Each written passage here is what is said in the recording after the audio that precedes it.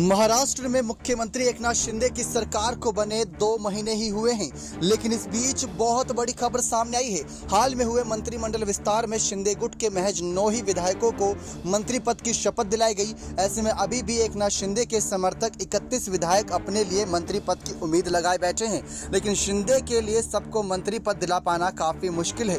विधायक भी इस बात को महसूस कर रहे हैं, जिसकी वजह से उनके अंदर नाराजगी भी देखी जा रही है। इसी की वजह से महाराष्ट्र के सियासी गलियारों में इस बात की भी चर्चा शुरू हो गई है कि एकनाथ शिंदे के साथ आए विधायक अब वापस उद्धव ठाकरे के पास लौट सकते हैं। यदि ऐसा हुआ तो एकनाथ शिंदे संग फडणवीस की मुश्किलें बढ़ना तय है। चर्चा यह भी है कि विधायकों की नाराजगी की वजह से एकनाथ शिंदे कैबिनेट का दूसरा विस्तार भी नहीं कर पा रहे हैं। शिंदे जानते हैं कि सबको मंत्री पद देना संभव नहीं, वहीं उनकी सहयोगी और महाराष्ट्र की सबसे बड़ी पार्टी बीजेपी के विधायक अपने लिए मंत्री पद का सपना संजोए बैठे हैं। ऐसे में शिंदे गुट के विधायक को कितनी तवज्जो मिल पाएगी, इस बात को भी शिंदे बहू कहीं ना कहीं शिंदे गुट भी समझते हैं। इसके अलावा सुप्रीम कोर्ट और चुनाव आयोग के समक्ष भी उद्धव ठाकरे द्वारा शिंदे गुट को चुनौती दी गई है। ऐसे में एकनाथ शिंदे के सामने एक तरफ कुआं और दूसरी तरफ खाई जैसी स्थिति है।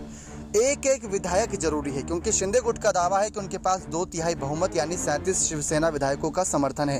हालांकि शिंदे का यह दावा करते हैं कि उनके पास शिवसेना के 40 और 10 निर्दलीय विधायकों का समर्थन है। यदि 40 में से 4 विधायक भी बगावत करके उद्धव ठाकरे के खेमे में चले जाते हैं तो एकनाथ शिंदे की मुश्किलें बढ़ जाएंगी और वे दल बदल कानून के शिकंजे में फंस सकते हैं। बता दें कि शिवसेना के कुल 54 विधायक हैं। ऐसे में 2/3 बहुमत यानी 37 विधायकों का समर्थन बनाए रखना एकनाथ शिंदे के लिए बेहद जरूरी है। लिहाजा शिंदे लगातार अपने विधायकों को समझाने और मनाने का प्रयास कर रहे हैं ताकि उनके सरकार पर किसी तरह का खतरा पैदा ना हो पाए।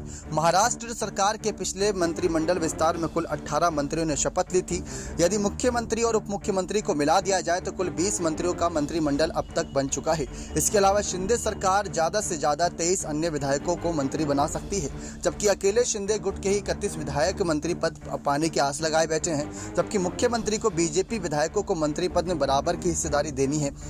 हालांकि बीजेपी संख्या बल के हिसाब से ज्यादा पदों की दावेदारी कर रही है और ऊपर से सीएम पद भी दिया गया था शिंदे को, तो यहाँ दावेदारी और मजबूत हो जाती है। लेकिन अगर 2/3 से कम हुआ तो कोर्ट के फैसले से पहले ही एकनाथ शिंदे को बहुत बड़ा झटका देते नजर आएंगे। उनके ही अपने विधायक जिन्होंने सरकार बनाई वो ही सरकार गिराते नजर आ सकते हैं। नेक्स्ट 9 न्यूज रूम की रिपोर्ट।